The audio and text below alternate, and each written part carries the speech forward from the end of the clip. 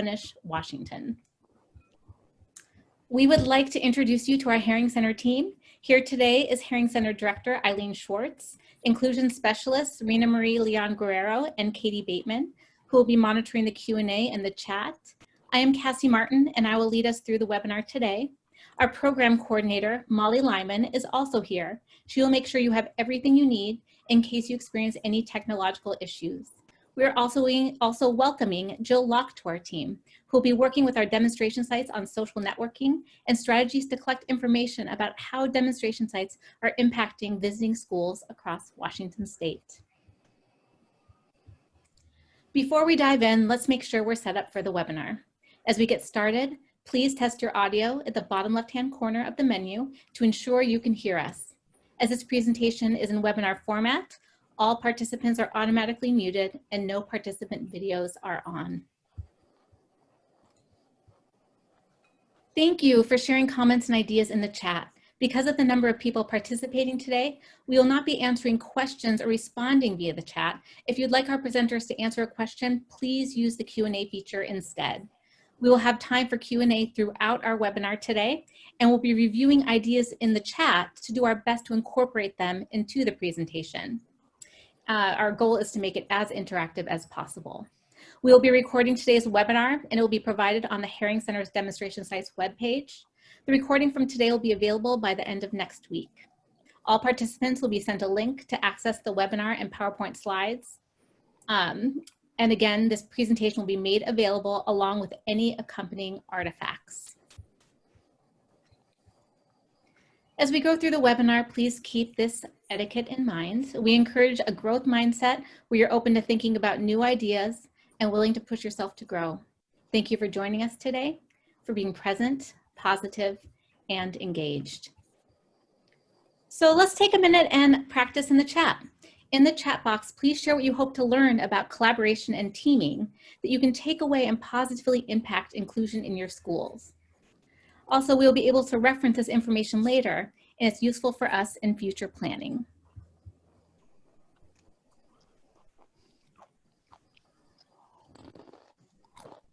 Examples of what works. We have anything else? What are you hoping to hear about today? What it looks like. Successful planning time together. How to fit it into the busy day. Well, these are great, and luckily, keep them coming. These are all things that Toppenish is going to be addressing today. So I'm interested in learning ways to collaborate among district level and school leaders. Great. Expectations. Learning how Toppenish has implemented team teaching. How kids receiving SDI will meet mastery. Creating collaboration between special education and general education to best serve all students. Excellent. Keep those coming. We'll keep referencing back. Again, a friendly reminder, if you have questions, we'll be doing our best to monitor these ongoing and respond in the Q&A, both via written answers in addition to answer as many questions in person as possible. So to start us off, here's a little background about the Demonstration Sites project. In the fall of 2019, OSPI launched the Inclusionary Practices Professional Development Project. The Herring Center partnered with OSPI to coordinate and lead this part of the larger statewide project, creating model demonstration sites that highlight inclusionary practices across Washington state.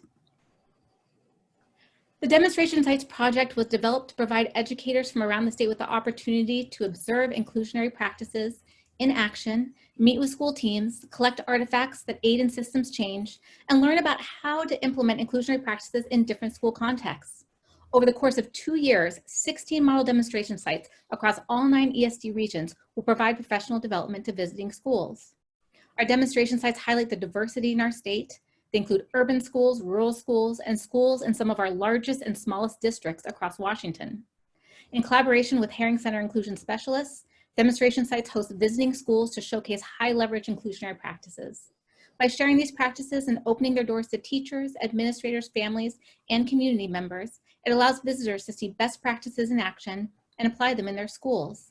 At the same time, the demonstration sites themselves continue to grow their inclusive cultures and refine their practices that contribute to equitable learning for all students. There are some founding principles that drive our model demonstration sites work. To start, in every school there are things that are working well. In education, we have the tendency to examine the problems associated with our practices instead of examining what's working well, why it's working well, and how we can use that information to make things better. This asset-based approach is a productive way for schools to leverage their strengths to become more inclusive. Also, inclusion is not a special education initiative, but a shift in culture, philosophy, and teaching practices. If we simply change the way we deliver special education services without considering the culture of the school or how all students engage in teaching and learning, we'll never make the changes we need to truly impact student learning. Through the course of our webinars, you will hear from demonstration sites that are doing extraordinary things. What's exciting about these schools are whether they're in year 1 of their journey or 6 years in, they all have plans for continuous improvement. They recognize as new students enter their building or as they collect more information about the best ways students learn, that their professional practices need to reflect that learning. Demonstration sites also know that engaging stakeholders in the reform process is a critical component to making and sustaining change. When stakeholders are involved, there's a higher likelihood that schools will adopt and implement inclusive practices. Our demonstration sites showcase close partnerships between school leaders and teachers, engaging in true distributive leadership, learning, making decisions, and moving forward collaboratively. We know there are systems in some districts and not in others. However, learning how demonstration sites have implemented high leverage moves can have wide-reaching benefits. We just mentioned the importance of distributive leadership and stakeholder engagement. Would be remiss if we did not also mention the importance of innovative site-based leadership to support this work. Our goals for the demonstration sites are both simple and complex. We want to make sure that when school personnel or teams visit demonstration sites, or in this case, hear about specific inclusionary practices, that it provides a transformational learning experience. To do this, we're studying and implementing best practices and model demonstration site replication to ensure that our visitors or participants have an experience where they're inspired and leave with ideas for implementation in their schools. We also want to create peer learning communities between demonstration sites that build professional networks in our state. Through this project, we aren't only impacting visiting schools, but are working with demonstration sites to continue and to evolve and change as they learn more about their students and best practices, or as their school culture continues to change. Because one of our founding principles is that inclusion is a cultural endeavor, demonstration sites show that when we put best practices in place for students with disabilities and consider how we can implement these practices in general education contexts and in content, it improves outcomes for all students in our schools. An important goal for this project is to improve the social and academic outcomes for students with and without disabilities, and to show that when we do things that are better for students, it's typically better for adults too. At the end of our webinar, we want you to leave with some key takeaways that you can bring with you back to your school team. This will include information, tools, and supports you can use to build, implement, and sustain an inclusive school. We know this isn't exactly the same as being able to see these schools and classrooms in action, but are grateful you're joining us today as we share how Toppenish Middle School and how their entire district is using collaboration and teaming to impact student learning, student engagement, and school and district culture. As I mentioned in our April virtual site visits, our demonstration sites shared their amazing journeys towards more inclusive education for all students. These journeys occurred over a number of years and involved engaging in several high-stakes inclusionary practices. These inclusionary practices overlap and combine. For our purposes today, we're going to highlight and take an in-depth look at collaboration and teaming. Thank you for joining us as we take this in-depth look at this inclusionary practice with Toppenish Middle School and district representatives from Toppenish School District. Let's start with a little bit of polling to see who's joining us today. Take a minute. Looks like we have administrators, teachers, specialists, counselors, district personnel, community-based organizations. Well, thank you all for joining us. I'm really excited about the session we have here for you today. And now I'm going to hand it over to Kelsey Cleveland, Vice Principal at Toppenish Middle School.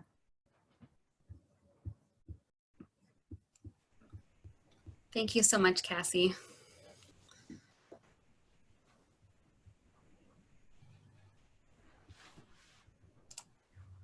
All right, thank you so much for joining us today. My name is Kelsey Cleveland, and like Cassie said, I'm one of the assistant principals at Toppenish Middle School. I do oversee our special education program in our building.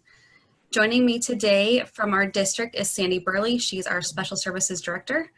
Kim Williams is our special education instructional coach for the district. And then joining me from our middle school is Megan Summerstrom. She's our TMS school psychologist, and Brenda Edwards, who was our TMS inclusion specialist. All right, Kim.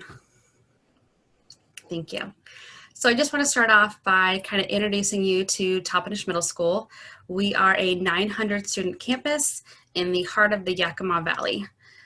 We have a very open and diverse campus full of students and teachers. Our teachers, we have about 48 of them. They average 9 years of experience. We're very, very diverse. Like I said, 40% of our teachers are teachers of color, and then most are actually from the Yakima Valley. So we really do hold dear to having people from our communities come back and serve in our schools. It really helps with the connections to the kids, and they know a lot of our families. One thing we are working at in our middle school is really bringing around our culture and our community. Our turnover has gone way down in the last several years. Last year when we had 3 teachers that had left, and this year currently it is 1. So we're crossing our fingers that it stays really with 1. That helps with a lot of consistency and sustainability within our building to build these systems and then to keep them moving forward.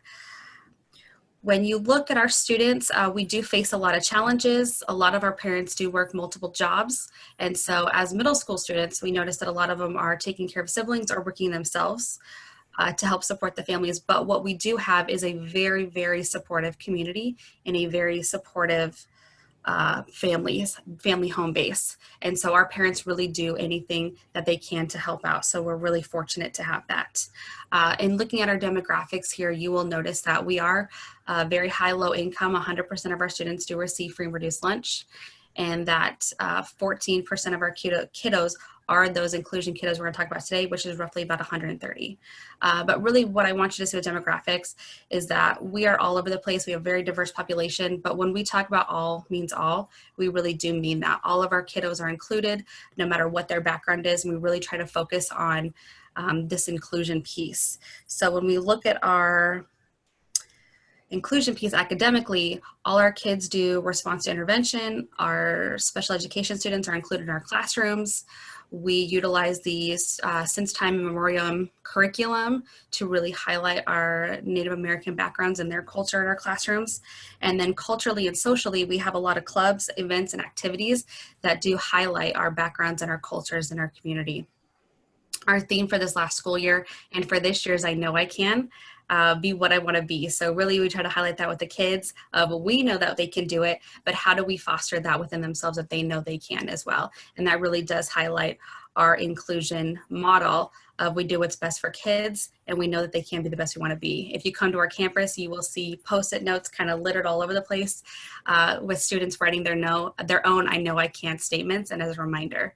So that is Toppenish Middle School, and you'll get to hear a little bit more about us, but I'm going to hand it over to Sandy Burley, who's going to kick us off with some of our inclusion deep dives. Thank you so much for joining us. Thanks, Kelsey. So we did our first webinar, and out of that, we had a lot of questions come out around how do we find time to collaborate? How do we really make this work in a structure that wasn't originally designed to do inclusion?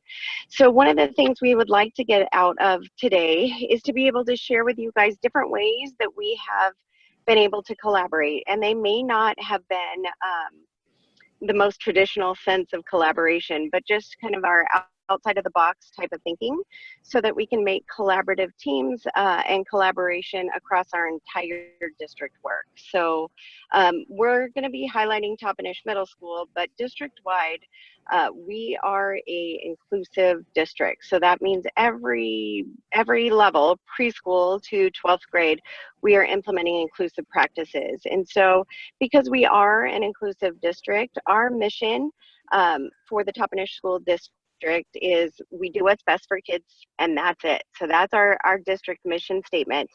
And our mission statement for special education is inclusive education for all. So we wanted to make sure that that was really at the foundation of everything that we do. So inclusive education for everyone, and kids come first. We do have Toppenish Middle School is one of 8 of our schools, And again, we do implement inclusive practices across the board. So they are being highlighted today, and they are part of a team that's doing really big global work for our district in creating inclusive practices. This requires continuous work and continuous teamwork. We also are not afraid to fail in this as well. So if something doesn't work, that's okay. We know that we need to revamp it for next time. So although we're going to be talking to you guys about our journey and what we've learned up to this point, we're not done growing. So every year we're on a journey, and there isn't a final destination to this, because we always feel like there are from the year's experience, there are ways to make our practice better. Next, Kim. So as part of this, we wanted to present you guys a little bit of background information. So we're going to be talking a lot about the collaboration between our inclusion specialists and our general education teachers, our administrators, our school psychs. And this is one of the visuals we showed during our first presentation. And it really is a visual to say these are the tools that we're using in our district to be able to communicate with our stakeholders, with our teachers, what the role of our inclusion specialists are, how they came up with that role. They came up with a name on their own, and it is a recreation of our traditional resource room teachers, and now what their role looks like moving forward and helping support our kids that are in inclusion, and helping support the general education teachers as they do so. So you can see the bulk of the time, they're responsible for lesson material development, and it outlines examples of what that looks like. The middle part is staff collaboration, case management, and direct instruction. So we wanted to be really concrete when this was created to say, hey, the role of our inclusion specialist is no longer one-on-one direct instruction for the majority of their day. Their role is to help support the general ed teacher in making sure our kids have access points to the curriculum they're receiving by their general ed teacher. Next. So as you can imagine, that requires a ton of collaboration. So we really truly are ingrained in the belief that the core content area teachers are the expert in their content, and they are the best people to deliver the specially designed instruction to all of our kids. So as part of that, inclusion is collaboration, but everybody takes accountability and responsibility for all of our kids. So as Kelsey mentioned during the introduction, all really does mean all. And part of the shift towards the inclusion specialist is now we wanted to make sure that the general education teachers were really comfortable saying, no, this is my kid. It's not so-and-so's kid who is the special ed teacher. These are all of our kids, and our special education teacher's role is to figure out how they need to support our general ed team in making sure that specially designed instruction is implemented very well. So this isn't something that you can do in isolation.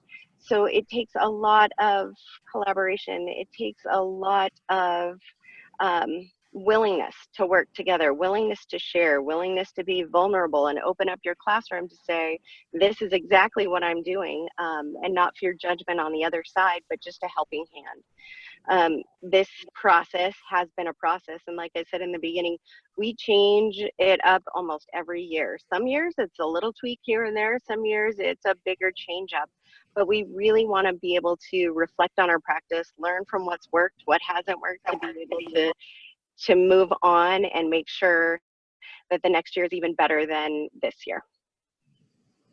Next.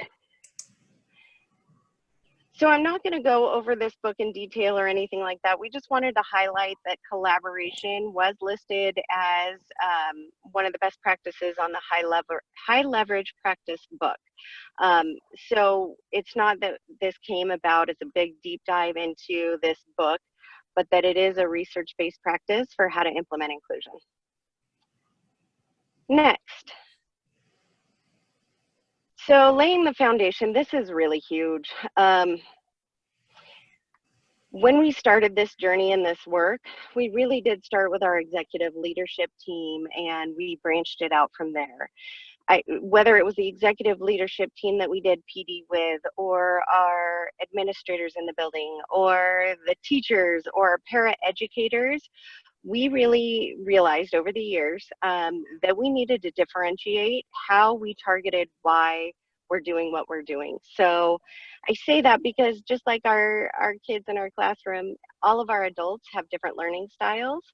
And what resonates with some doesn't resonate with others. So at first we started with the research, right? We said, look, all of this research, even from the 70s, is showing that inclusion is best practice, yet we still are in a society where that's not the norm. We took a look at data, not just from our school, but from schools all around to show, hey, look, data shows that our kids do better if they're included in their general education classes, regardless of the disability. So when I say inclusion, we're not just talking about inclusion for our SLD kids, our OHI kids. We are talking about inclusion for all of our students. So district-wide, we have about 563 students that are eligible for special education. Out of those, only 3 in our entire district don't have any general education classes. The rest have general education classes. So we really do mean all is all. So back to differentiating the why. We realized that still research and data doesn't hit everyone. So we started walking them through some empathy exercises, really trying to put our teachers and our staff into the shoes of somebody with a disability so that they could get a deeper understanding of the students that they're working with. Again, sometimes that didn't work either. So we weren't shy from telling stories about our own personal experiences. I have a son with autism, so I share about him quite a bit. We also have shared videos of other parents talking about the meaning of inclusion and what that meant to them as a parent, and seeing their kid go through that journey and just how meaningful that was. And when we started with inclusion at the secondary level, I remember the principal at the time was amazing. And when she got pushback and when there was any resistance or difficulty, she would always come back with, if this was your child that we're talking about, what would you want for them? How do you want them to grow up? How do you want them to feel about themselves? Do you want them to feel segregated, or do you want them to feel included? Next. So we always want to take a really deep look at what do we need as far as collaboration. So our teams were living in separate worlds. Our special education teachers would really be able to pull our kids aside, teach them the curriculum that they knew they were comfortable with during their time, and then send them back. Same with general education teachers. They would teach their content area, send them out for math, send them out for ELA, and then have them come back. So those two worlds didn't really do a whole lot of talking. Now we're expecting them to really know each other's fields, each other's content, and what that takes is a lot of PD and training. So both for our general ed teachers around disabilities and our special education teachers and paraprofessionals around curriculum, like what is going on in those classrooms, so that they can have meaningful collaboration and dialogue around materials and ways to access those materials that are being used in the general ed class. So as much as we would like to do today in such a short amount of time, we really want to highlight ways that we can collaborate and get everybody on the same page to do what's best and what's right for kids through inclusive education. Today we'll be also going over some barriers to learning, or to inclusion, and we'll be talking about those later in the Q&A. Next. So this is me too, bridging the gap. So when we talk about inclusion in general, we want to talk about changing the mindset. So sorry if you hear a little racket in the background. My little guy is waking up and he's coming around, so apologize for that.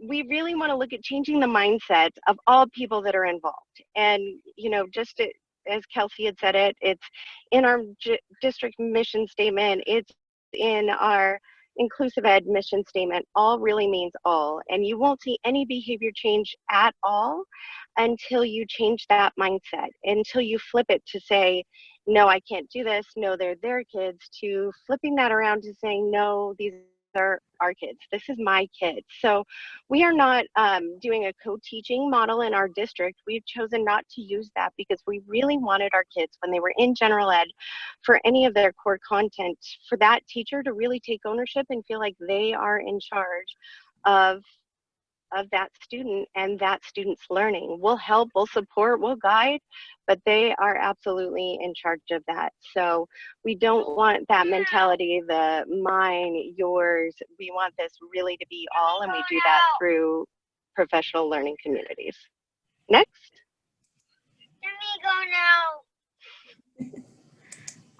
Yeah, he couldn't be louder. Give me a minute. Thanks.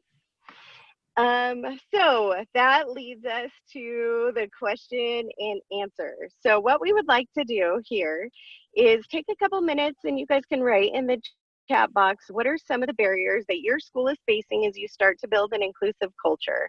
And we want you guys to share that in the chat box, so that way we can have a better understanding of what you're looking for guidance on, and if there's anything that we've done in the past or we've experienced in the past to be able to help facilitate that for you.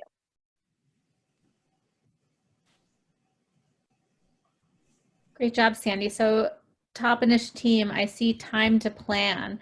I see teacher attitudes, that students are in quotes too low to be in class. Staffing for student support.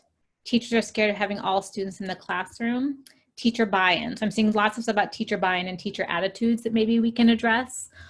Also, scheduling collaboration is a big issue, and the strong union that will back resistant teachers. So maybe we can kind of pull out a few of those. The district is taking away teaming, thus common planning, limited resources. So can we first kind of address maybe the attitudes and then talk about the actually making that collaborative time?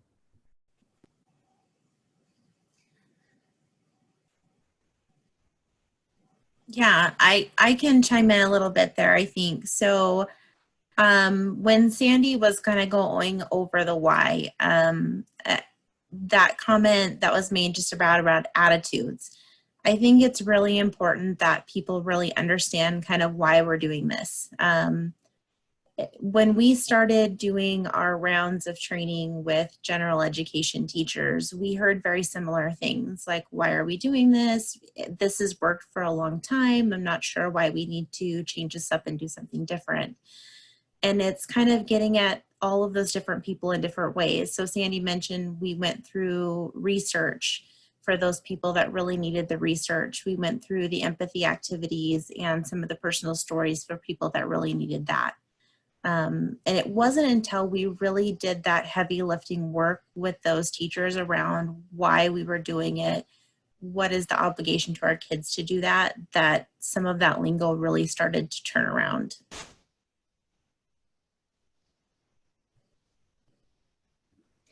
Anyone else from Toppenish about the attitudes?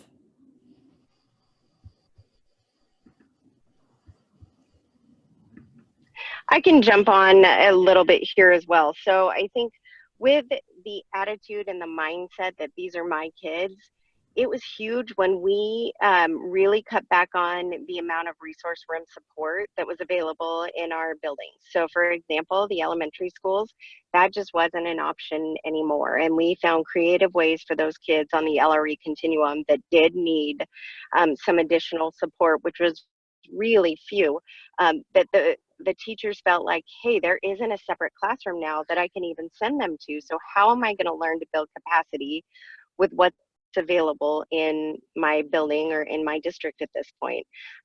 Because leading up to there, that was always the expectation from referral on, right? That somebody else would be responsible for the learning of this student with a disability. And we pushed that whole mindset back, and we're there to help and support, and Kim and I are there as well from the district perspective to help move the buildings forward with whatever support they feel like they need.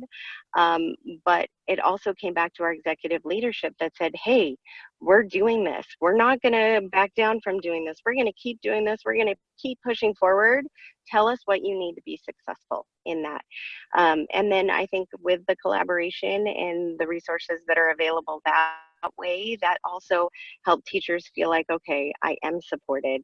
I can make mistakes. We can grow from that. It's not going to be the end of the world, but we're still going to move forward and doing what's right for these kids. Great. Thank you, Sandy. And I don't know if anyone wants to chime in about any specific things they saw in the chat, but I noticed a lot of it was around the attitudes, and a lot of it was around when do we collaborate? How does that happen? And I know in this next section, Kelsey's going to walk us through that. So maybe we'll kind of keep moving on unless anyone else from the team has anything else to add, and then we can come back and revisit. Cassie, I did see one other comment about union or contract language. And so one of the things that's come up at several different times, and I just wanted to mention too that this process was also a collaboration with our teacher union. And we did have a special education teacher inclusion specialist on the teacher union team. So I think as much as your district can help pair with that union to help them understand the importance of this and that it's their movement as well, then it doesn't cause as much resistance. I think that teachers want to do this. I think that we're asking them to do something that they've never done before, and they're scared and they're nervous and they're fearful, and they want to hear that it's okay, right? Like anytime you're learning something new, there's going to be a learning curve, and it's okay to fail and it's okay to make the mistakes, but we're there to help support each other and still move forward, because with every mistake, we know how to get better and better. And Sandy, let me chime in, and someone can say something about this too, because I noticed this came up in the chat too, and it has something to do with what you just said. Also, I know that Toppenish School District spent a lot of time on professional development and professional learning. You had a lot of robust professional development that also included family and community. So you really did this whole kind of wraparound professional learning to kind of help shift that mindset. All right, so to get into some of the logistics, should we move on with Kelsey onto the next part? Yeah, that'd be great. All right, thank you guys for your comments. Those are amazing. And I do want to point out that this process was a 7-year process. When Sandy and Kim really started, it was 7 years ago, just starting to move the needle and get going. And so as we talk about the middle school, this year was my actual first year on the team with that, as well as Brenda. And actually Megan, it was her first full year of school psychologist at our building. And so all 3 of us are coming on brand new. And really with the inclusion work, this was year 1 for the middle school. We were one of the last schools in our district to really get on board. Last year we had started the work, but this year was kind of full year 1 for us. So while the district had started this process 7 years ago, the middle school was kind of just getting on board. And so what I would like to focus on was that collaboration piece, and how did we facilitate that work coming together. And a lot of it was systems. We really had to put systems in place to get everyone on board and moving in the right direction. And so one of the big things that I'm going to talk about is our PLCs, our professional learning communities, because that was really square one for us at the middle school to say, how did we get this program running? Next was the open and honest communication between our content area teachers and our inclusion specialists. And it took some time. I'm going to tell you right off the bat, it did not start off, open and honest communication, here we go. A lot of people are kind of afraid to hurt people's feelings and try to get in there. But really, again, it comes down to, we do what's best for kids. And at that point, what we're doing wasn't best for kids. And so we really had to just say, you know what, I'm going to be honest. I'm not going to take it as personal, but really we're just doing this for kids. And then third was the willingness to come to the table, so that getting out of this is my classroom and these are my kids, we really had to shift. These are our kids in our building and they're all our kids. So 6th grade math, they have all those 6th graders, 307 of them amongst 4 teachers. It's not this, these are mine and these ones are yours. No, these are all 307 of our kiddos. And how do we get them to move forward? And so once we built that trust and changed those mindsets to say, we're all going to come to the table, we're all going to do this work together, then you can start really seeing that push going. So the first thing I'll talk about really is our PLCs.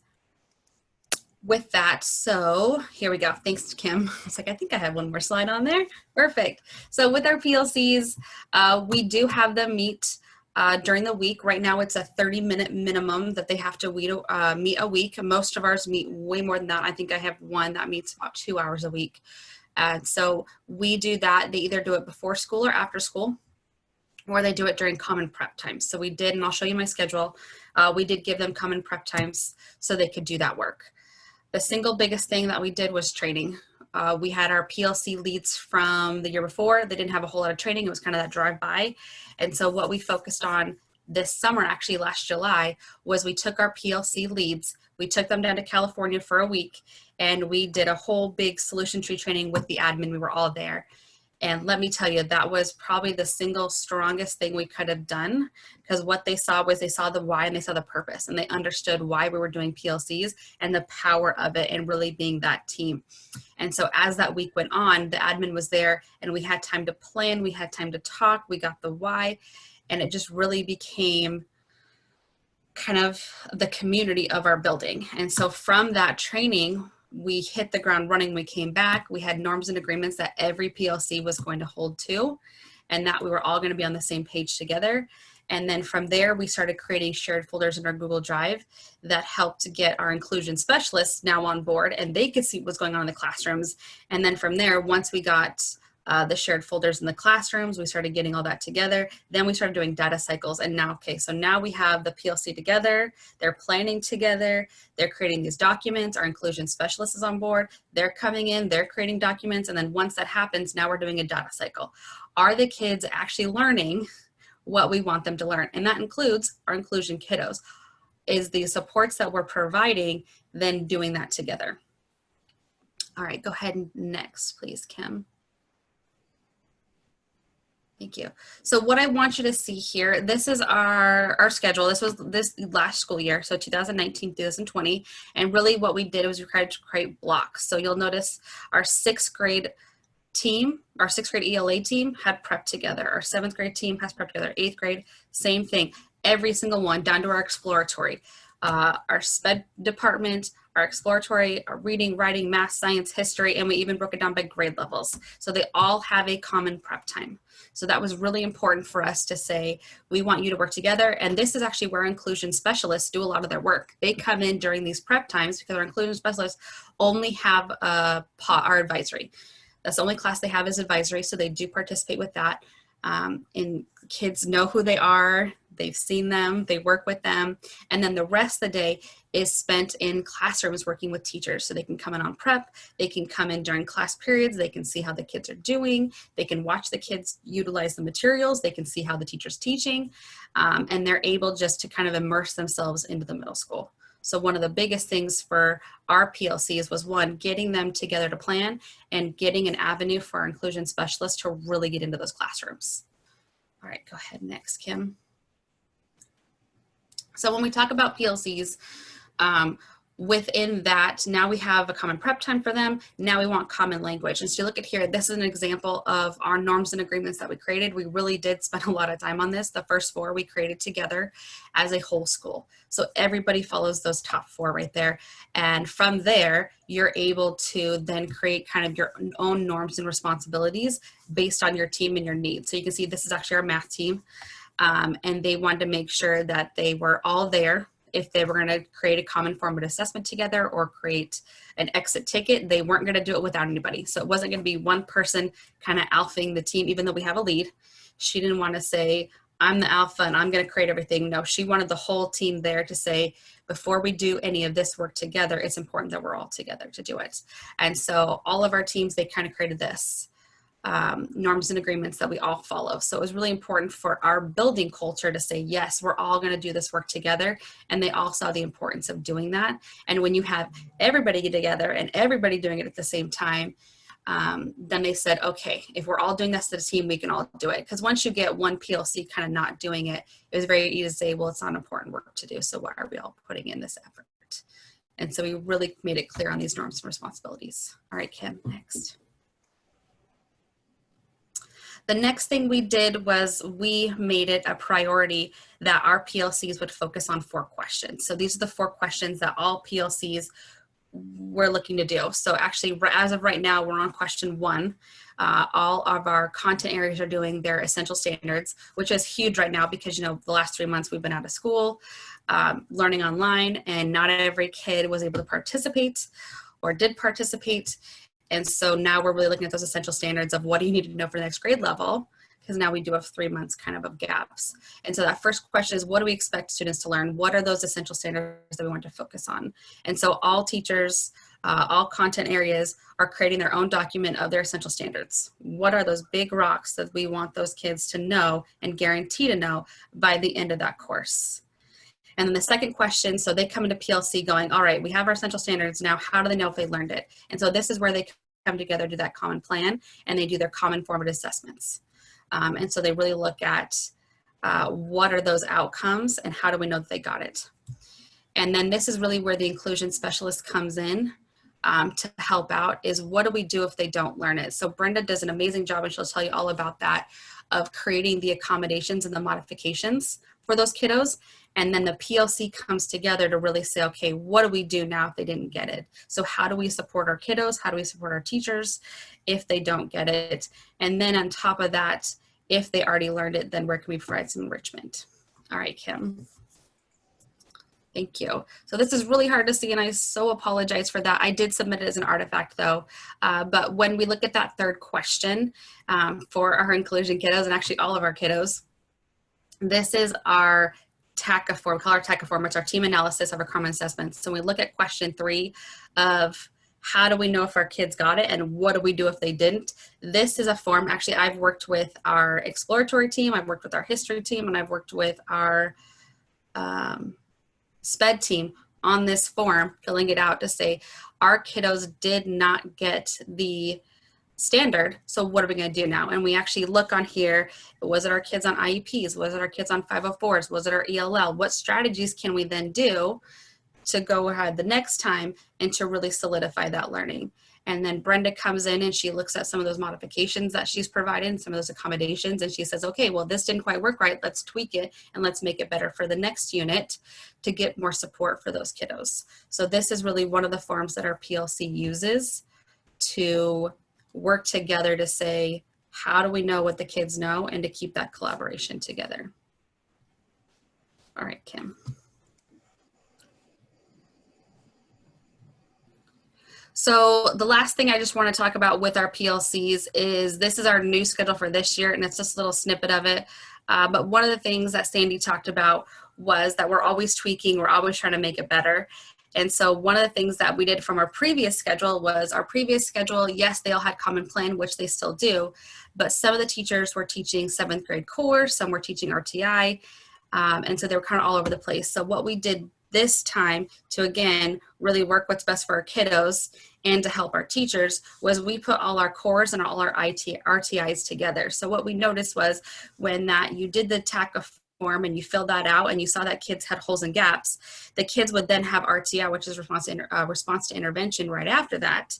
But what we found was that it wasn't fluid and it wasn't flexible. So you now have kids who are missing this standard and these kids are missing this standard. So what we really wanted to focus on for this next year to really help out all our kiddos, not just our inclusion kiddos, was having RTI together. So our teachers could focus on different standards or different gaps that kids have. And a kid can more or less do a walk to an intervention for a day, for 2 days, to say, we're gonna focus on this standard with this teacher, and then we're gonna come back to our whole RTI, and then we can move and kind of wander to whatever teacher was necessary to fill in those gaps and holes that we have based on our common formative assessments.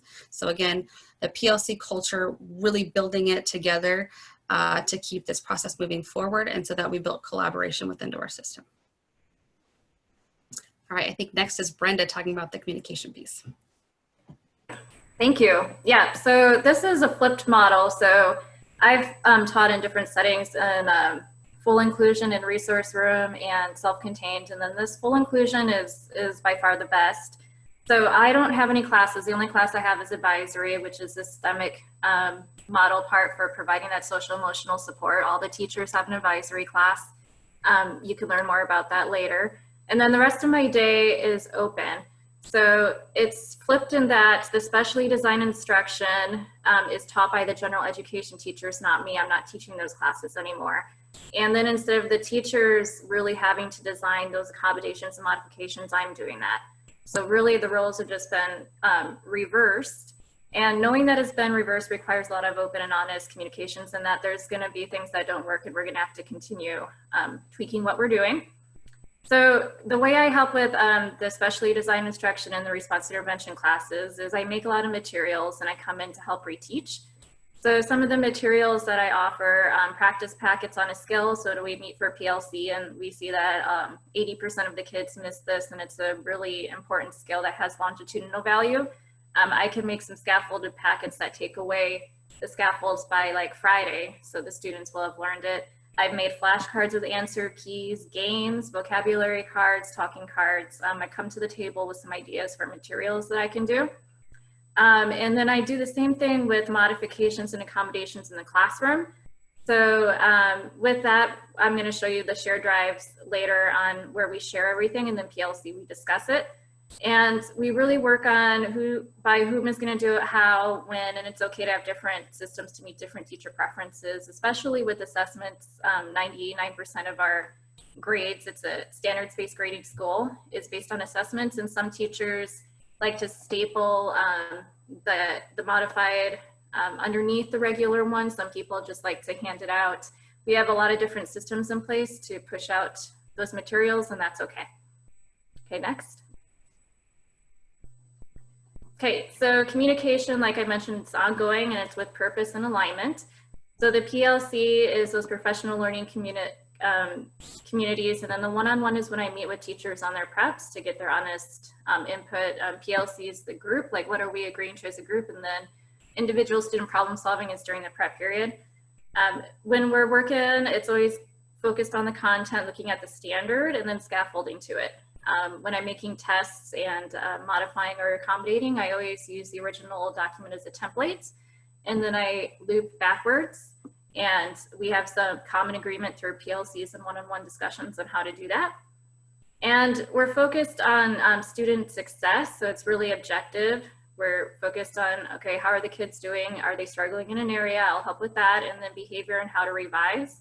And there's a lot of one-on-one discussions in relation to this when I meet with teachers on the prep period. And it's really important to be proactive instead of waiting for a teacher to come to you. It's really important to go to the teachers. That's why I really value the one-on-one meeting with the teachers during their prep periods, having a list of all the classes the teacher has and the kids in those classes, so they can look and see, oh yeah, so-and-so has been struggling with this. And then I can go in the next day during that class period, observe the kid in relation to how he or she's doing in comparison to the peers, make some adjustments, come in the next day, keep tweaking it. And I'll show you some forms that have been the result of that. And a district-wide approach to this has been really helpful. We've mentioned that we always presume positive intentions. And then every meeting we have, not just PLC meetings, but staff meetings, there's always a PLC card that has that. So everybody's on the same page with all the language, and presuming positive intentions, I believe, is probably one of the most important, because we know that we're coming at it in relation to the students and how we can help the students. Okay, next. Okay, so we're talking about the systems a little bit. So you can notice that these are all my shared folders on my Google Drive, and I've starred them. So the arrow on the left shows I starred them so they're easy to find. And then on this math folder right here, if I were to click on it for 6th grade math, you could see that there's two different types of modules, module 1 and then inclusion module 1. So in PLC collaboration with the 6th grade team, they preferred to have the modified materials in a separate folder labeled, so it didn't get commingled with their general ed. But it's okay to be flexible, and other teachers have different preferences, and I'll show you on the next slide. Next. So here ELA is a little bit different. So ELA wanted all of the accommodations and modifications on the same document. So we still have a shared folder, but when I would click on the jacket questions, I would make their titles as headers. You can do that. So Form A is the regular regular assignment that all the kids would get, and then Form B would be one with some sentence frames, and I'm going to show you what that looks like. Form C would be one with some word banks for receptive knowledge. So here, based on teacher preference, all of the forms are together in a single document because the teachers prefer that. Okay, next. So going back to math, also in that shared drive for module 1, there's a file available to everybody who has rights to that. So the teachers share it with all the relevant people. So it's not available to everybody. They have to share it with me, and they do. And then all the curriculum is online and easily accessible for adding accommodations and modifications with the screenshot extension. So I'm able to go in during the day and see, okay, what lesson are they going to do? What parts of the lesson are they going to do? What are the problems? Is there going to be a test? Is there going to be an exit ticket? And then I try to be proactive in thinking how I will approach it with accommodations and modifications. So when I come to their PLC, I'm prepared and I have something at the table for them to look at. Okay, next. Also, we have a communication log. So on the left, you can see what I share with my supervisors. So it's just a date and then what I've done and then some notes about it. So you can see this is from before school started last year. I met with half of the math and science teachers, wrote some notes on it. So it's a track of my day for supervisors. It's a documentation of services as well. When I'm meeting one-on-one with teachers, there is this contracting form that I have used as well. And the benefit of this is that when I'm working on issue spotting and following up with one student, I don't have to dig through the communication log that I share with my supervisors. I have it all on one form. And then every Friday, I use Fridays because it's easy for me to remember. I don't have many meetings on Fridays during prep periods. I meet with the teachers, see how it's going again with those students, update the date, see if we've resolved the issue, see if it needs to continue. Yeah, so the individual contracting forms are beneficial as well. Next. Okay, the willingness, again, coming back to those positive intentions, giving input and listening to others' input. I got an open mind. Everybody has to have an open mind. Being data-based, so how the students are performing. I think one of the most important things as well for me and gaining trust with the teachers is follow through. So when I say I'm gonna do something, I do it. Like I don't say I'm gonna do it and then say I just couldn't, I had this meeting. I make sure to do what I say. So say what I mean and mean what I say type person. And then after that, I always follow up to see like how it went. That really shows that I care. So being very persistent and then adjusting as needed based on the student performance and teacher preferences. And again, when we're discussing this, we had trainings in the fall on universal design for learning. So the focus has always been on the barriers the curriculum has and then how to overcome those. So when we're looking at difficulty with the reading or assuming that students know their multiplication facts, like those are barriers that the curriculum has. They presume that everybody can access it at those points. And then my job is to help with those accommodations and modifications to get around those barriers. So it's never like, oh, teacher, you didn't do this. It's more like, hey, this content is lacking this support. Let me provide something and let's tweak it and try it and go from there. And then I just put in some right here that the inclusion specialist is part of online math class. I'm using Google Forms with embedded videos and images for lesson scaffolding, as well as error feedback for incorrect answers. So again, this was a willingness of a teacher to come to the table and say, hey, I'm really overwhelmed with the online learning. Can you help assign some lessons? So on Thursdays, I would email her back and forth during online learning to see what the priority content was. I create a Google Forms with some scaffolding. She would adjust it as needed, and then I'd go out the next week and assign it. And this one, it was so popular with my kids that we started using it with all the kids, and they all really benefited from the breakdown and scaffolding. Okay, next. This was one of the math teachers. She was unable to join us today, but this is what she had written on here. She had returned back from maternity leave, I believe it was in November, and she had seen that there was changed dynamics of the teaching. And by that, I mean, there's 2 students that had gone through the tiered and modified worksheets we were using and were doing modified packets. So she really had a willingness to let me continue that pattern with them, because when she says in green that she missed a lot, it was that routine of the weekly Monday through Friday packets. And then I would meet with the sub teacher on Fridays to assert the content for the next week, figure out how I could scaffold that same content down. But we were able to work out systems and being flexible in our thinking and meeting those needs of those students in different ways. Okay, next. Okay, so willingness continued as a time to adjust, and I'm showing you these to show you that this is not a simple process. It's very complex when you start digging into it. So here's a form A from the jacket. It's just a blank space for the answers. Here's a form B to develop expressive language, which is good not just for students with disabilities, but students with ELL needs, students who aren't exposed to high academic vocabulary at their houses, they're going to need the sentence frames. Here's a Form C for receptive content knowledge. So it has the questions with word banks, and the answers are in different orders for students who aren't quite to that level to expressively communicate their answers. And based on those one-on-one conversations with teachers, I even had a Form D for matching for students who are at the kindergarten level. So this is all very complicated and complex, and it's going to take some time for teachers to adjust to all these different types of supports. So if it's confusing to you guys as teachers, imagine how confusing this could be for the general ed population, like really trying to understand all these different types of ways of accommodations, modifications, and the value of me having my day open to go in and help facilitate this is great. Okay, I'm going to show you some more just to show you how complicated it can get. Okay, next. Okay, so this is for math.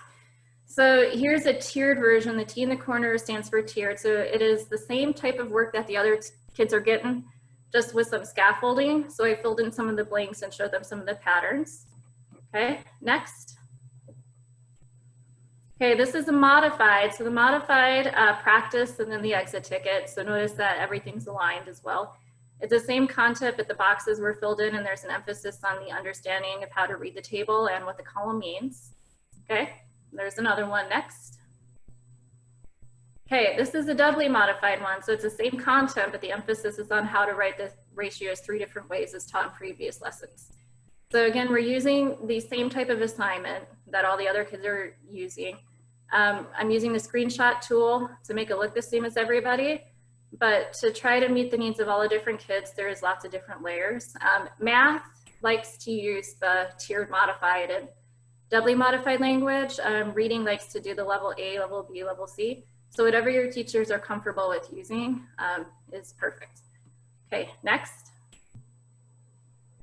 The Google Classroom organization, just tying it back to that, everything that I've showed you is available to all of them in the folders based on teacher preferences.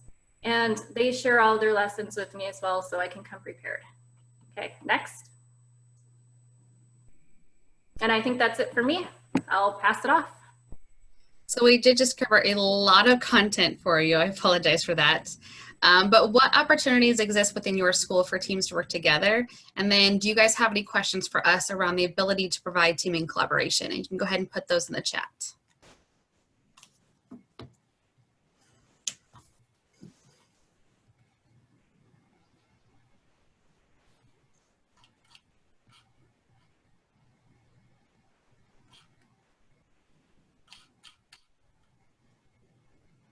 So I do know we had one question that I would love to answer from Jessica. It says, some gen ed staff will refuse to have any type of SPED support in their classrooms. How do we work around this? And so we did see that this year. You know, that was something we did have to work at. We did have a teacher who didn't want support in their classroom. And what Brenda did was Brenda actually went into the PLCs, and they worked together as a PLC. So she went into that room while they had their meetings. She walked through all the stuff they were doing, and she just kept providing support in that PLC process and that PLC collaboration time. And then as part of the PLC, this is kind of outside the inclusion specialist role, but one of the things that they do as a PLC is they bring all their data together and they go over that TACA form. So they do that with her and they do that without her. So as they're doing without her, they do those data cycles and they look to see how their kids are doing. And it gives them an opportunity to say, like, this is not my fault, looking at the data of how did that lesson go? Did that work for the kids? And from there, they were kind of able to self-reflect on, how are my kids doing in the classroom? How are your kids doing in the classroom? How do we as an entire PLC work to make that better? And at that point, they kind of did see like the support she was providing and that it would benefit their kids as well. So from that process of her just starting off in the PLC, she was able to really then start working with individual teachers as they got more comfortable with her to be in those classrooms. Brenda, did you want to add anything with that? Or Kim? Yeah, I was just going to add to it that I think when you start that collaborative process between general education and special education teachers, each one is kind of unsure of the other's area, right? So when going into these PLCs with teachers, I think sometimes you see some of the pushback because the gen ed teacher isn't sure what kind of support you might provide. People come to the table with a mixed bag. You know, some people might think, oh, they're just going to give me a helpful suggestion. Some people might think, oh, they're going to give me an alternative program that I have to implement, which is going to take me some time. But I think in our district, we really worked hard to focus on how do we create these respectful tasks for kids that align to the content, the curriculum, and the standards. So all of those different examples that Brenda kind of showed in the last couple slides are our math curriculum, right? So it's Eureka Math, it's our Springboard curriculum, and it's taking what the kids are learning, taking what the kids are doing, and still keeping the integrity of the lesson that our general education teachers feel really passionately about. And it's providing the little access points in between. So again, just we've really tried hard to create respectful tasks. We don't want to hand a 6th grade kiddo a 3rd grade worksheet. That's not what inclusion is about. It's about scaffolding and scaling. So we're handing that 6th grade student that 6th grade worksheet with access points where they can learn and that they can grow for themselves. And I want to add to it that I just don't attend the PLC. So starting day one, I have that master list with where all the kids are at. And I just started popping into classrooms where the priority kids were, like, oh, I see 5 from this person's case. So I work with like all the kids and they're all included. So it's like, oh, these kids I know will be high need. So I pop in, observe the kids in relation to their peers. And then afterwards ask the teacher, like, hey, do you have any concerns? So I did 2 to 3 classrooms a day. Back in August and September. And then the more that teachers started saying, oh yeah, so-and-so's needing more help here, then I got down to like 1 classroom a day where I would go in to keep following through. So being very persistent and flexible. And when the teachers identify the need, that's when I really help them out outside of PLC. So PLC is like, okay, this is for everybody. And then meeting one-on-one with those teachers and then popping in during classrooms was really helpful in establishing that trust as well. I noticed there was a question on there around IEP goals. What does that look like when you guys are developing those goals in Toppenish? Yeah, that's a great question. So all of that specially designed instruction happens during the RTI class, and there's computer adaptive software that the teachers use in addition to other teaching mechanisms. So a lot of those goals are based off of iReady using the CAT, the computer adaptive technology. So if the students are in those intervention classes and they're doing their diagnostics and progress checks and they're at the 2nd grade level, then my IEPs, when I write them, will be from progressing from that 2nd grade level to a 3rd grade level. The same for math. Writing, I like to use the in-class writing assessments that the teachers are doing because it is standards-based grading. So if a student's scoring a 2 to 1 and a 2, and I average those scores, and then on their IEP, I'll have them increasing from like an average of 1.5 to a 2 over the next year, given instruction in, and then it's based off of that rubric that we have. That's a good question. Can I also jump in here too, Cassie, with that? I think what Brenda's saying too is a lot of it comes down to having that relationship with the teacher. And so I think with everything that we do, like on the previous slide, Brenda talked about the Google Classroom, the organization. So all of our teachers district-wide put their information into Google Classroom every week. So even if Brenda was sick and she missed a PLC meeting, she can open the Google Classroom, take a look at what standard they're working on, what the target is, what the learning activity is, and what the assessment is to be able to jump in and help, even if she's not able to do that face-to-face collaboration. So there are different ways to be able to build that into what we need to do to help support students. And I had my whole day open too. So I wasn't teaching any classes except my advisory class, which was 30 minutes, which really helps. That triangle you guys saw, that I followed that religiously. Like that was what I focused on. And I saw also in the question and answer box, somebody had asked about, hey, I've got so many IEP meetings. I have 5, 6 different content areas that I'm spread out working with. How do I get that all accomplished? And so one of the things that, depending on what grade level you're at, like Brenda works with the entire math team. So because she does that work and she's in PLCs, she's able to really understand the curriculum that the gen ed teachers were using. So at first we talked about collaboration as far as they're in silos. Well, this really brings everybody together. And now Brenda is a content area expert in 6th, 7th, and 8th grade math because that is her role as an inclusion specialist. She also helps with science. So we have different teachers, inclusion specialists, broken down by content area or grade bands to help them not have to learn curriculum K through 6 or 6 through 8 for all subjects. That's not feasible and that's not possible. We wanted them to be specialists like coaches are in the areas that they really are, to go in and to modify and to help give access points to. I've heard a lot of talk, and there's a lot of stuff in the chat around kind of that, you know, helping different teachers take ownership. I heard, Brenda, you talking a lot about the relationship building, the showing up when you say you're going to show up, the getting the work done when you say you're going to get done, also all the front loading you did and spending time in the classrooms and building those relationships. So I hear that coming up over and over again, and the work that's been done to really establish those relationships, assume best intent, and then get all of the work done. There also is a question here in the chat of how long it took your PLCs to develop essential standards and place the and place the weekly plans on Google Forms. So what was that process like? So I can jump in on that too. From a district standpoint, this was a district non-negotiable. So at the beginning of this year, our curriculum director worked with all of our admin team to make sure that they really understand what those non-negotiables were, what they look like, and it was working with our teacher union as well in being able to roll that out.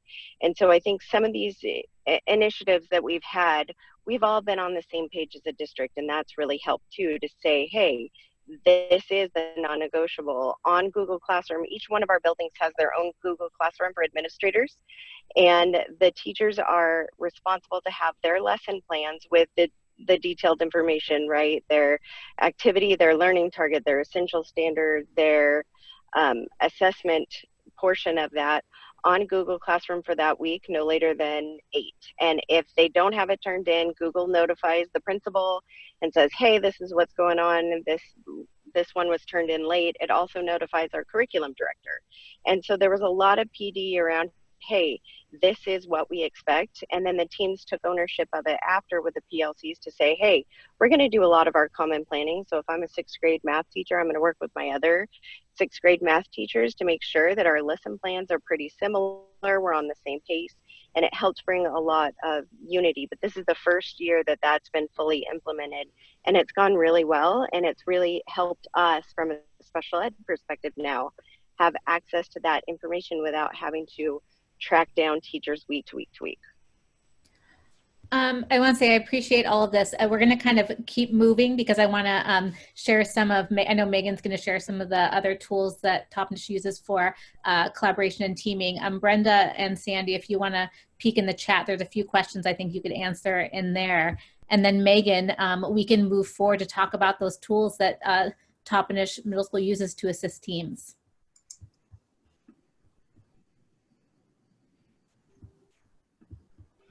Awesome. All right. So I am going to talk about some of the tools that we have that the school psychologists are working on district-wide, and they, like everything else, are evolving. So we have a new form that's coming out this year, and we're still, wanting to get feedback. The teachers will be able to take a look at it and see how it helps. We also have a nice booklet that Kim has put together that shows the continuum of supports, that talks about the different levels, and Kim will go over some of that, as well as our parent rights booklet. We have added, or I should say Kim specifically has added some very colorful illustrations on that to make sure that parents are informed of the inclusion process. So first off, the inclusion summaries. These are confidential documents. So somebody had asked a question about sharing things in the drive. The drive is only for classroom content. Anything like these Google Doc or these inclusion summary sheets are shared via Skyward. So anything that has student data is shared privately. They talk about the students' cognitive abilities as well as academic abilities, and anything that is related to social emotional. If they have social skills or adaptive skills needs, we talk about those in teacher-friendly language. They also give some strategies for how the teacher can work with the student. On this screen, you can see that on the left, this is the first version that is very word heavy, and we have now modified it to the second version that shows a little bit more image version and trying to give more of a pictorial.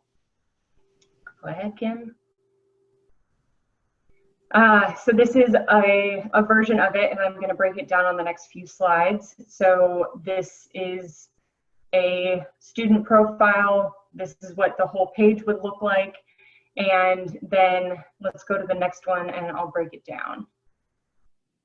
So the first section at the top just gives the details of the student. These are created since we're doing them now and students are evaluated every 3 years.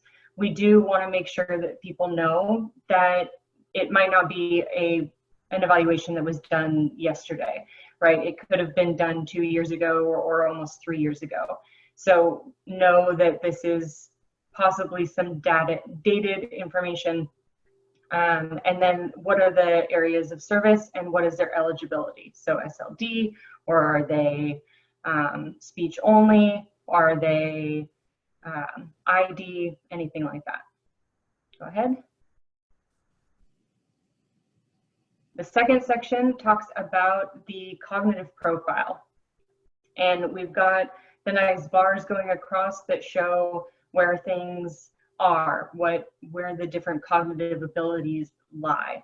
You've got your different memory processes, your fluid reasoning, problem solving, and as you see, not every cognitive profile is going to have all of these areas assessed, and that just depends on the student. This example that I'm showing you was a reevaluation, and so it was looking at areas where they were a problem in the past or areas that hadn't been assessed in the past, and we needed to know where things were. And you can see that 85 is where it's average, so those two that really fall into the average area are more of the strengths. There's one that falls right on the line, and then there's the two below that are more of the weaknesses.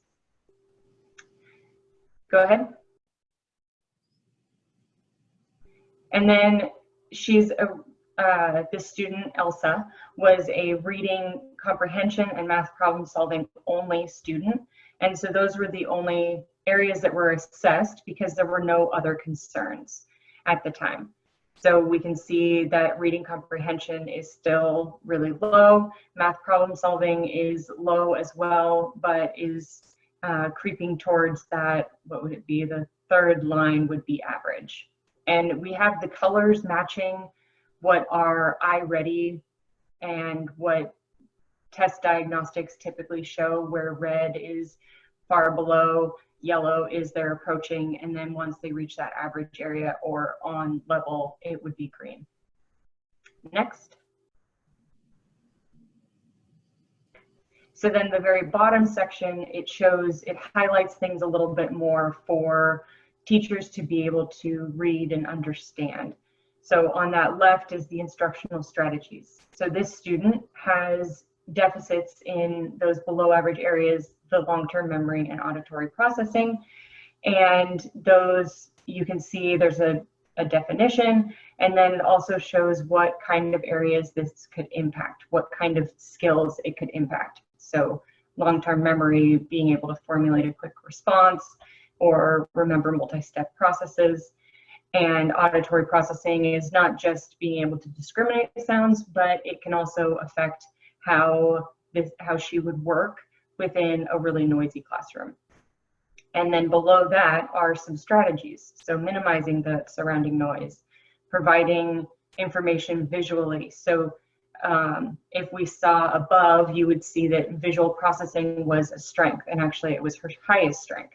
So giving her only verbal information, which is auditory processing, isn't going to work out well. Whereas if you give her visual and verbal, she would likely be able to retain that knowledge faster or better. So, and there's also that question of, does the student take ELPA? She doesn't, but that is a key piece of information, especially within our district that's very diverse. Additional information on the right was including the iReady from the most recent. And then this student does struggle with some social anxiety and specifically working with groups. So wanting to highlight that, wanting to make sure that teachers know that information, and that way they can work with her on that. She also struggles with perfectionism. So making sure to talk with her if she's constantly rewriting or constantly reworking on things, trying to work with her and talk to her about it doesn't have to be perfect. We just need it to be an expression of what you can do. Next. All right. So this is the continuum of supports. And going back to the inclusion summary just briefly, the inclusion summary sheets really help us just learn more about the kids and qualify and why they qualify for special services.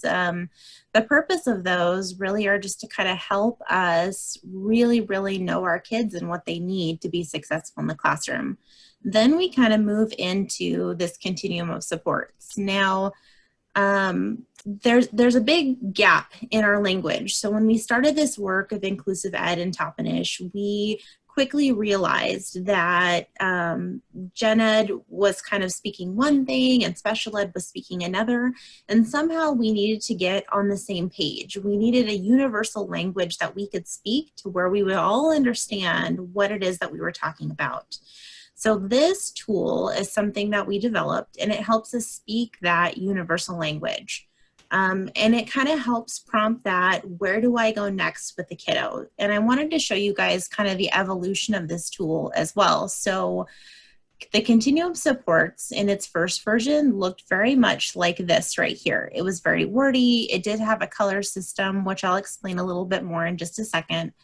And we realized with this first version that it wasn't hitting the needs of all of our adult learners. So we modified that, right? We went back to the drawing table. We said, okay, this wasn't as effective as we wanted. How do we get more clarity and understanding? So we created a second version, which probably took, like I said, maybe in the second year. Keeping the same language, we added pictures, we added different access points for our teachers to be able to understand, which then eventually led to kind of the third version here that I'm going to show you guys today. Again, I think this just kind of highlights, you know, inclusive ed is not something you necessarily get right the first time. There are lots of steps that we go through and we look at, you know, how effective we're being, and so that we can go back to the table and kind of examine our practice and continue to make it better. So the continuum of supports goes like this. It's a rubric. I'm going to go back one more slide. Where level 4 being same class activities with accommodations, level 3 being same curriculum with a varied objective, level 2 same lesson, different curricular activity, and a level 1 being an alternative activity. It's a fluid scale, and you'll see that it starts with accommodations and then modification, further modification, and most modification. So when we're looking to support kids in the classroom, we look at level 4 first. These are accommodations. These are the add tos, the things that we want to put into their day or their class lessons to help them achieve just like anybody else in the classroom. Here's my learner. You'll notice that my learner is struggling with their reading, writing, and math abilities. And we're going to add some things to that to help them achieve, right? That might be audiobooks, that might be speech to text, that might be graphic organizers, that might be calculators, things that we can help to kind of overcome the barriers so that they can still succeed and achieve at the grade level standards. And I will tell you that all teachers, no matter what you teach, gen ed or special ed, are just so good at level 4 supports. We have teachers that, read for the whole classroom because we have a lot of struggling readers. We have teachers that pull out videos and pictures to really help illustrate concepts. And I think this is where a lot of people is level 4. When we realize, though, that maybe a level 4 support doesn't work, we might go to a level 3. A level 3 is really kind of just scaling that standard to the kid's access point. So if you look at my illustration, I have my learner here. And this learner in this example is part of a 6th grade ELA literacy class. They're teaching evidence and informational text, but we know that our kiddo isn't necessarily there just yet. So what can I do? Well, if I go down to their access point, they may not be able to cite that evidence just yet, but they can work on referring to the text, recognizing a detail, recalling a relevant text event, determining support details, right? And I can really focus my conversations with the teacher to collaborate on lesson planning. I can focus the access point on that modified material so that it's hitting that standard and giving that kiddo what they need. Really, it's talking about learning progressions, right? If they can't do this, what can they do? Where in that progression are they so that we can provide them an access point so that they can continue to learn? I have in the little quotations here, same. So it's the idea that in ELA class, we're still going to teach them ELA, but we're going to teach it to them at their access point level. It's still math class, and we're still going to teach them math, but it's going to be at their level. So a kid's going to experience what they're ready for when they're ready for it. If I am struggling to find an access point for my kiddo at a level 3, we might have conversations around level 2. A level 2, this is same curriculum, but a different objective. So there may be something, despite all of the supports and help that we're giving the kid, that we're just not meeting. So here's my student. They're low in these different areas. We've added the accommodations. We've scaled things down for them to where they should be able to access it. But there's just something else getting in the way that day. We might need to look at a different way to keep them engaged in the classroom setting.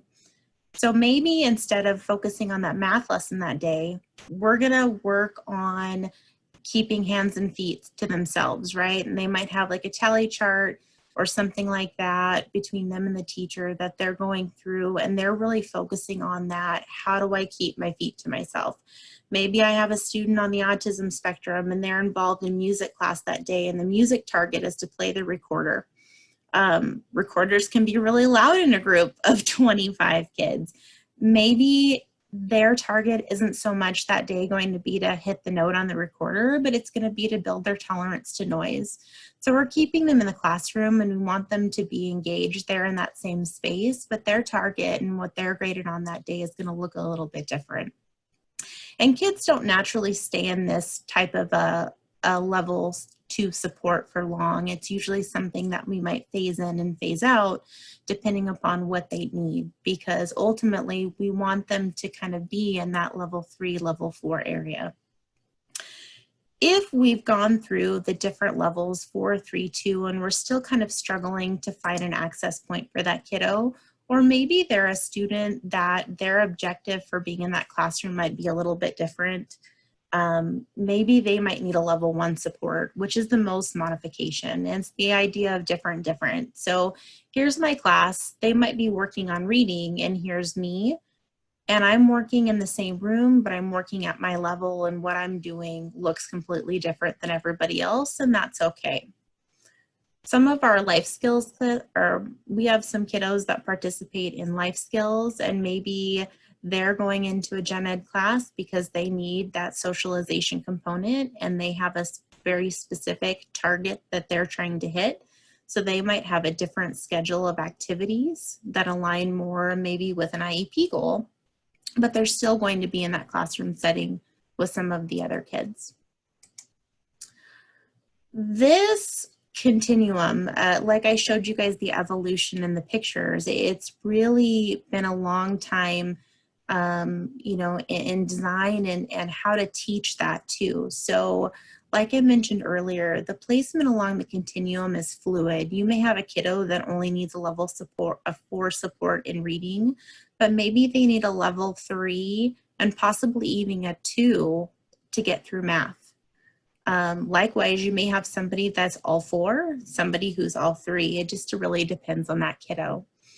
We've practiced this in our district multiple ways. We've done one-on-ones with different teachers. We've done small groups. We've done large groups. The graphic here in the bottom corner is a slide from a presentation where we've gone into different elementary school PLCs, and we watch a YouTube lesson of a teacher teaching. In a snapshot, you know, what could this lesson look like at a 4, a 3, a 2, or a 1, and really have everybody practice doing that to know that this doesn't take a whole lot of time. It's just learning that lingo, right, and coming up with all of those different ideas and how to support the kids. There's something that we do in our district called an inclusion walkthrough as well. And it's just, again, going through the same thing, walk into a classroom for a little bit at a time, go through the 4, 3, 2, 1, what could that lesson look like, and then providing that feedback to staff. And the student planning document really is just a version of a blank 4, 3, 2, 1 so that we can provide feedback and keep going with supports for the kids. And hopping in here, I know we are really short on time. And so, Cassie, we have gone above and beyond our designated time for the middle school presentation. I know UW still has their portion to continue. So we've got a lot of information in our artifacts that we submitted through the University of Washington, including the clip that you have up right now. For the parent rights booklets, we have the inclusion summary as part of the artifacts, and any other information that you guys would want to learn more about that maybe you didn't see in those artifacts, please feel free to reach out to anyone on the team today presenting.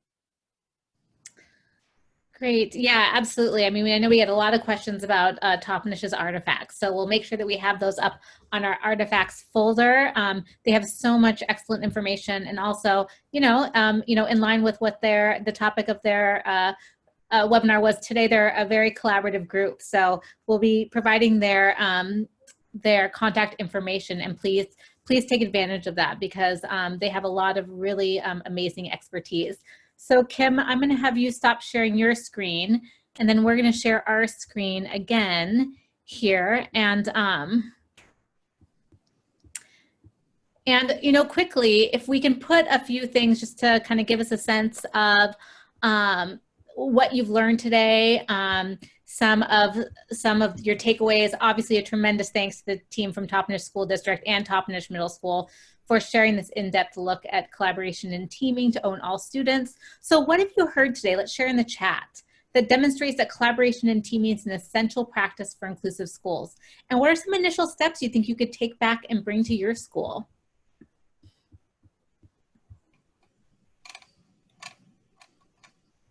I see someone said creating access points is my takeaway. Anyone else? Some takeaways from today.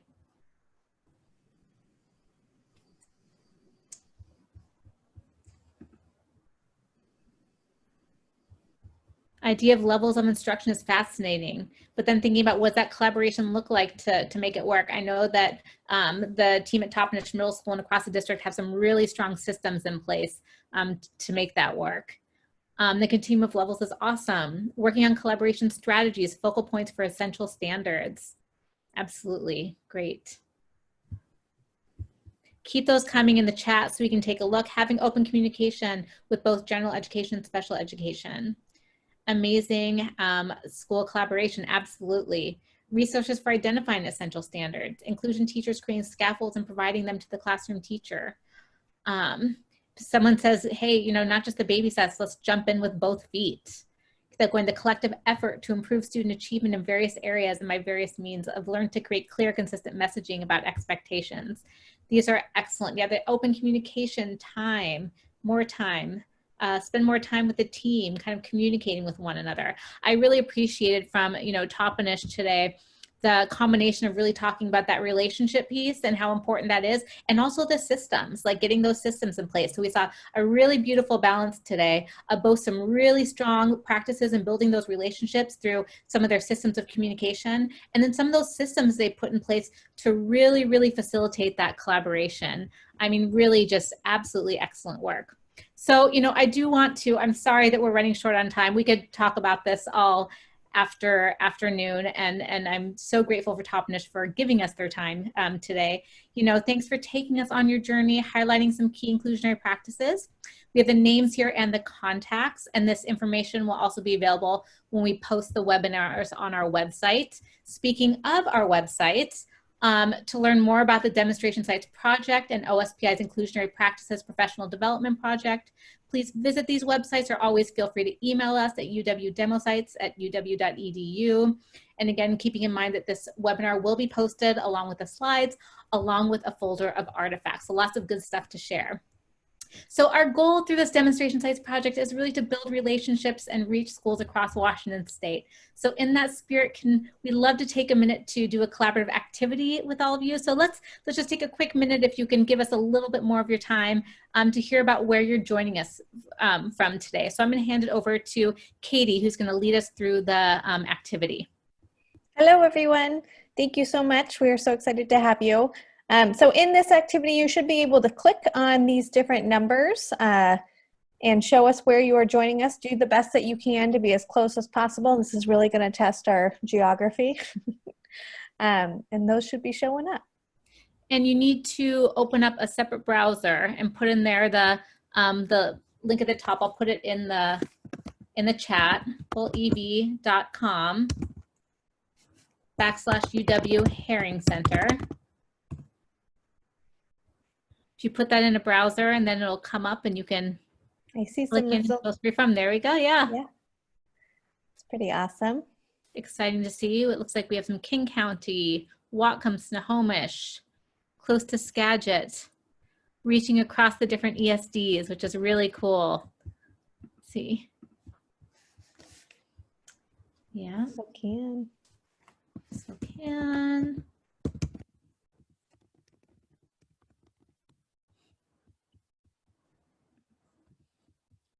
What else do we have? Let's see. Looks like we have Chelan, we have Yakima, Benton, Walla Walla. We have folks and Okanagan. Excellent. This is so exciting. I know that our colleague who's doing the professional hub and social network analysis is going to be really excited to see some of this information. This is very cool. A lot of representation from Pierce County, Snohomish. This is great. We'll keep those coming. This is a way for us to also share with the Toppenish team so they can see the wide reach that they're having across the state of Washington, which is really, really, really exciting for all of us. I did want to mention again quickly that obviously we would love to get feedback about the session today. This gives us information that we can use to effectively share demo sites inclusionary practices in webinar format or through virtual site visits in the future. Please click the link in our presentation, fill out the brief survey through Google Forms. Molly will also be sending, and obviously the survey is anonymous. Molly will also be sending out a clock hours form and a link to this for those who are attendance after the webinar. Thank you to OSPI and CSTEP for their partnership in this project. Another enormous thank you to Toppenish Middle School and Toppenish School District for your inspiring work. Thanks to all of you for joining us today to learn more about collaboration and teaming to own all students, and for envisioning how you may take some of what you learned today and apply it to your schools. We hope you'll join us in future webinars and virtual site visits. And then when our doors open again, you'll take advantage in person of visiting our Washington State demonstration sites. Thank you so much for joining us today. Katie, can we see that map again?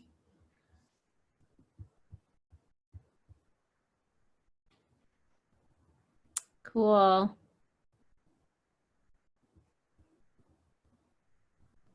Jackson County. This is great.